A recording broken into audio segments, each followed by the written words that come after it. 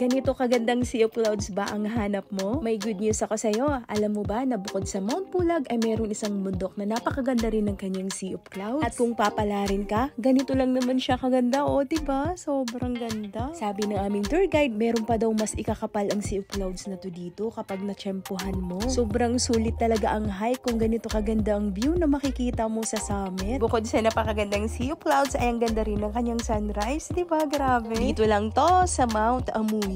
Ang Mount Amuyao ay ang pinakamataas na elevation dito sa Mountain Province. At kung hindi ako nagkakamali, ito ay pang top 10 na pinakamataas na bundok dito sa Pilipinas. Kaya naman kung Sea of Clouds ang hanap ninyo, try mo rin pumunta dito sa Mount Amuyao. Hindi pa siya crowded katulad ng Mount Pulag, pero achieve na achieve din ang magandang Sea of Clouds dito kapag natimingan mo ang magandang panahon. Nung nag-hike kami ay may bonus pa kaming napakagandang rainbow dito sa aming campsite. O diba, ang swerte? Kaya tara, samahan nyo kami ating puntahan ang Mount Amuyao. By the way, major hike pala ito, kaya bago tayo pumunta dito, make sure na condition ang ating katawan. So from Manila, nagbiyahe kami papuntang Mountain Province. At this time, nag-stop over muna kami dito sa Banawe upang magpa-picture saglit. Marami ring mga kasabay na ba ang huminto dito para magpa-picture. Talagang hinihintuan to dito. Then nag-stop over muna kami dito. Kung hindi ako nagkakamali, ito yung sikat na Banawe Rice Terraces. Alam mo yung pakiramdam na yung picture na to, parang nakikita mo lang to ng kabataan ka pa sa libro, pero ngayon nakikita mo na siya sa personal. Di ba ang saya? At this time naman, nag-stop over muna kami dito para kumain. Nakalimutan ko yung pangalan ng lugar, pero lagi talagang mahamog dito. At may mga nabibili ding mga murang gulay dyan. So, this is it. Nandito na tayo sa Barlig Municipal Hall. So, pumunta muna kami dito para mag-log-in. Grabe, this is it na. Talagang mag-hike na talaga tayo. After nun, bumaba muna kami para pumuntang jump off. Ito pala sila ang mga kasama namin. Meron lang akong napansin sa school na to. Grabe, na-amaze ako. Ang taas ng hagdanan. Grabe. Imagine dyan ka nag-aaral. So, this is it. Umpisa na ng hagdanan serye natin. Grabe, napakadaming hagdanan ng bundok na to. Hindi pa tayo umaakyat ng bundok niyan ha. Papunta pala tayong jump off. Pero ganito nakadami ang hagdanan na madadaanan natin. Unlimited talaga. Grabe. So, this is it. Nagbigay muna ng instruction ang aming tour guide sa amin at nanalangin muna kami sandali. Walang mangyaring masama or aksidente sa amin.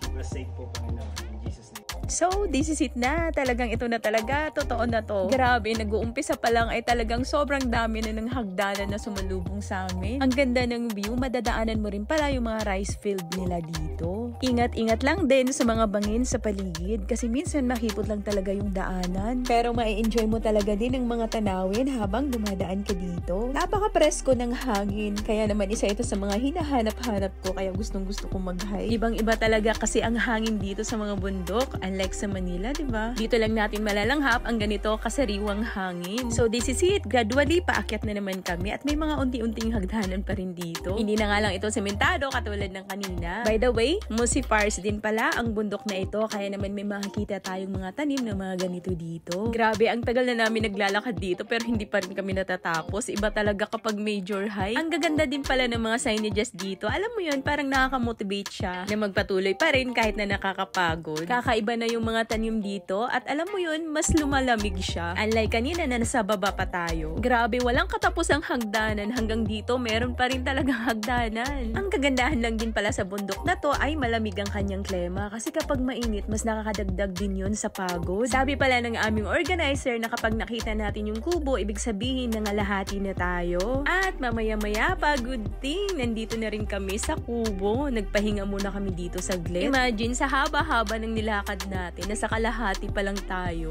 Pagkatapos pala ng kubo na yon ay mas mahirapan pa yung trail. Pagkatapos ng sementadong part na to ay grabe ang tarik talaga. Kailangan nang mag-focus kaya naman hindi ko na siya na-videohan dahil medyo mahirap na talaga yung trail. Kailangan na ng dalawang kamay. Usually, hindi siya nakikita sa mga vlog. Siguro dahil mahirap nga naman mag-video dahil sobrang tarik na talaga ng daan after ng sementadong trail na yon. At this time, medyo banayad na yung trail at mas gumaganda lalo ang mga nakikita ko. Ang gaganda ng mga halamang nakikita ko. Alam mo yun, parang namumotivate ka lalo na magpatuloy hanggang sa summit. By the way, may water source pala dito bago tayo makarating sa summit. Siguro almost 6 to 7 hours na kami ditong naglalakad. Grabe, ang layo din pala ng bundok na to. Kaya nga sinabing major hike siya, diba? Grabe, hindi ko inakalain na aabutin kami ng gabi dito. Medyo umulan-ulan pa at ang lamig ng klima talaga dito. Kaya kung mag-hike kayo dito, mag-prepared lang din po tayo ng mga panglamig para maiwasan bumasa ng hypothermia kasi talagang malamig talaga dito, lalong-lalo na kapag umulan pa. Katulad ng mga nangyayari sa amin ngayon dito, umulan pa habang nag-hike kami. Pero sabi ng tour guide, malapit na daw kami kaya nagkaroon na ng pag-asa, diba? Nabuhayan na rin ang mga loob namin, sa wakas makakapagpahinga na. So, in a while pa, nandito na rin kami sa summit ng Mount Amuyao. Pwede kang mag-pitch ng tent dito at pwede rin sa bunker ka matulog. At pagkagising namin, grabe, ito kaagad yung bumungad sa amin ng napakagandang sea of clouds ng Mount Amuyao. Tara, i-enjoy natin muna ang mga tanawin.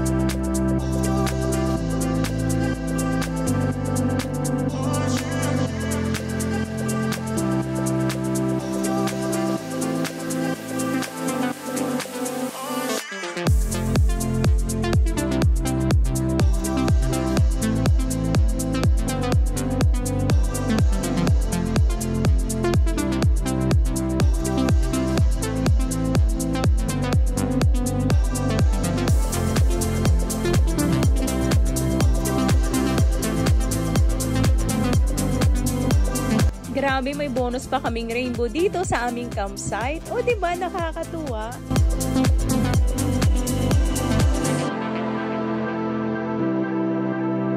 Alright, so that's it. Bumisita rin kayo dito sa Mount Amuyao. For sure, magugustuhan nyo rin talaga dito. Sobrang sulit yung hike. Pero gaya nga ng sinabi ko, this is major hike. Kaya dapat prepared din tayo physically and mentally. So kung ano yung mga dinaanan natin na matatarik kanina paakyat, yun din ang dadaanan natin pababa. Kaya dapat ingat-ingat lang, lalo na kapag umulan. Isama nyo na rin sa bucket list nyo ang Mount Amuyao. Alright, so that's it muna. Bye-bye!